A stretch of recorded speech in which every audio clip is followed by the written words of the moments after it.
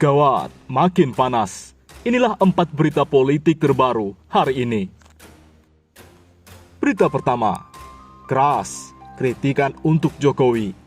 Republik Indonesia produsen kelapa sawit, tapi harga minyak goreng meroket. Ayam mati kelaparan di lumbung padi. Presiden Indonesia Lawyer Club, Karni Ilyas, turut memberikan respon terkait harga minyak goreng yang semakin tinggi. Menurutnya, tingginya harga minyak goreng juga disusul dengan semakin langkanya minyak goreng di pasar atau di minimarket. Pekan-pekan ini, rakyat mengeluh pasar minyak goreng. Selain harganya melejit, minyak goreng langka di pasar atau minimarket, ujar Karni Ilyas. Padahal, kata Karni Ilyas, Indonesia merupakan produsen kelapa sawit terbesar di dunia. Bagaimana mungkin Indonesia sebagai produsen kelapa sawit terbesar bisa mengalami lonjakan harga dan kelangkaan minyak goreng? Karena Ilyas mengibaratkan fenomena ini sebagaimana ungkapan masyarakat Minang dengan ayam mati kelaparan di atas lumbung padi. Padahal Indonesia produsen kelapa sawit nomor 1 di dunia. Sungguh ironi, di Minang ada ungkapan ayam mati kelaparan di atas lumbung padi, ujar Karni. Diketahui, harga minyak goreng belakangan ini memang mengalami lonjakan harga yang tinggi. Menurut para produsen, mereka mengajak kompak menaikkan harga dengan dalih menyesuaikan dengan harga minyak sawit CPO di pasar global. Bahkan di beberapa daerah, harga minyak goreng menembus 20.000 per liter. Padahal, sebelum melonjak, harga minyak nabati ini berkisar 11.000 sampai 13.000 saja. Lonjakan harga minyak goreng di Indonesia ini pun menjadi ironi. Sebab Indonesia termasuk salah satu negara penghasil kelapa sawit dunia. Pasokan minyak sawit Indonesia selalu melimpah. Bahkan tercatat jadi negara penghasil CPO terbesar di dunia. Menurut Komisi Pengawasan Persaingan Usaha (KPPU), permasalahan minyak goreng di Indonesia akan dibawa ke ranah hukum. Sebelumnya, KPPU juga menyatakan ada indikasi permainan kartel harga minyak goreng. Hal ini dinyatakan oleh Kepala Biro Hubungan Masyarakat dan Kerjasama KPPU, Deswin Nur.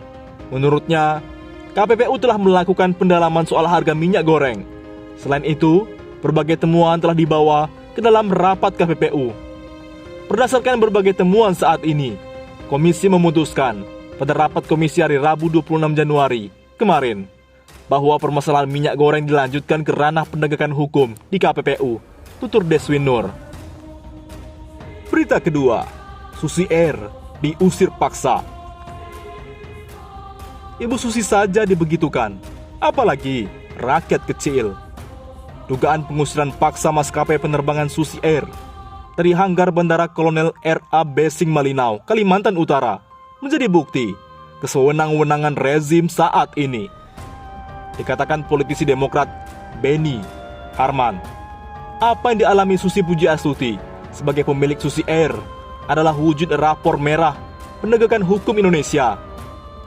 Ini adalah contoh kesewenang-wenangan, contoh betapa hukum di negeri ini tidak berjalan. Hukum hanya berhenti menjadi macan kertas, kritik Benny Harman. Bukan hanya itu, apa yang terjadi di Bandara Kolonel R.A. Besing Malinau juga makin menggambarkan Indonesia tak ubahnya seperti hukum rimba. Siapa yang kuat, maka dia yang akan menang. Di lain sisi, ia khawatir perlakuan yang dialami mantan Menteri Kelautan dan Perikanan Republik Indonesia itu akan terjadi pula kepada masyarakat. Bukan hanya main hakim, main hukum, tapi juga main hakim sendiri. The law of jungle. Ibu Susi saja diperlakukan begitu, apalagi rakyat kecil. #rakyat monitor, tutup Benny Harman. Dugaan pengusiran paksa dialami maskapai penerbangan PT Asi Pujiastuti Aviation atau Susi Air oleh Satpol PP. Kejadian tersebut dibagikan pemilik Susi Air, Susi Pujiastuti, melalui akun media sosial Twitternya Rabu. Seringkali ada kejutan dalam hari-hari kita. Kejutan hari ini, saya dapat video dari anak saya tentang pesawat Susi Air dikeluarkan paksa oleh sekumpulan Satpol PP dari hanggar Malinau setelah kita sewa selama 10 tahun untuk melayani penerbangan di wilayah Kaltara, kata Susi. Berita ketiga, PDIP klaim libur Imlek ditetapkan oleh Megawati. Tokoh NU protes, tak sekalian Monas, Taman Mini, dia yang bangun. Pernyataan Sekretaris Jenderal Sekjen PDIP, Hasto Kristianto, terkait libur Tahun Baru Imlek mendapatkan tanggapan dari tokoh Nahdlatul Ulama NU, Umar Hasibuan alias Gus Umar. Dalam perayaan Imlek yang digelar PDIP pada Selasa 1 Februari 2022, Hasto menjelaskan bahwa peran masyarakat Indonesia keturunan Tionghoa dan kemerdekaan tanah air sangat besar. Atas dasar itu, yang membuat Presiden kelima Indonesia, Megawati Soekarno Putri, menetapkan Imlek sebagai hari libur nasional.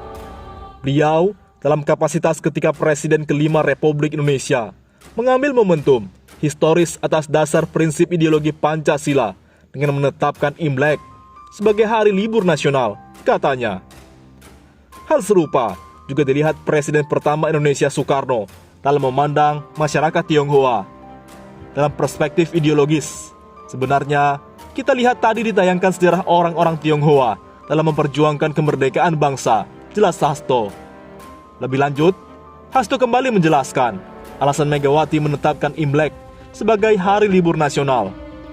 Itulah yang diletakkan Ibu Megawati Soekarno Putri dengan menetapkan hari Imlek sebagai hari libur nasional, agar kita memahami seluruh khasanah budaya kita yang terbentuk bukan tunggal, tetapi sangat heterogen dan membentuk satu watak, satu kultur bangsa Indonesia, tandasnya.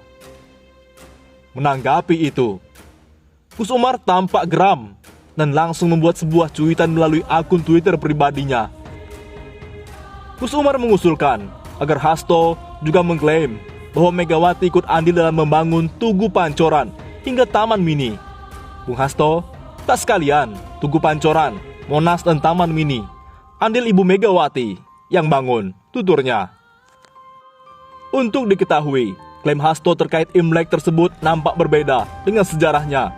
Sebab, perayaan tahun Imlek diketahui ditetapkan pertama kali sebagai hari libur nasional pada 9 April 2001, yakni di era Presiden Abdurrahman Wahid Gus Dur memimpin. Berita keempat, Ahok ditolak mentah-mentah. Baru tahu rasa, Koalisi Pemuda Kalimantan IKN harus dipimpin putra daerah. Koordinator Koalisi Pemuda IKN Kalimantan atau KOPIKN, Viko Januardi, mengaku tak setuju seandainya ibu kota negara baru di Kalimantan Timur dipimpin Basuki Cahayapurnama alias Ahok. Sebab, menurutnya kepala otoritas seharusnya berasal dari putra asli daerah. Bahkan, Viko sampai menyodorkan 3 nama potensial yang menurutnya cocok mengisi jabatan tersebut. Kaltim punya figur seperti mantan wali kota Samarinda 2 periode, Sahari Jang, mantan wali kota Balikpapan 2 periode, Rizal Effendi, lalu mantan gubernur Kaltara, Irianto Lamnari.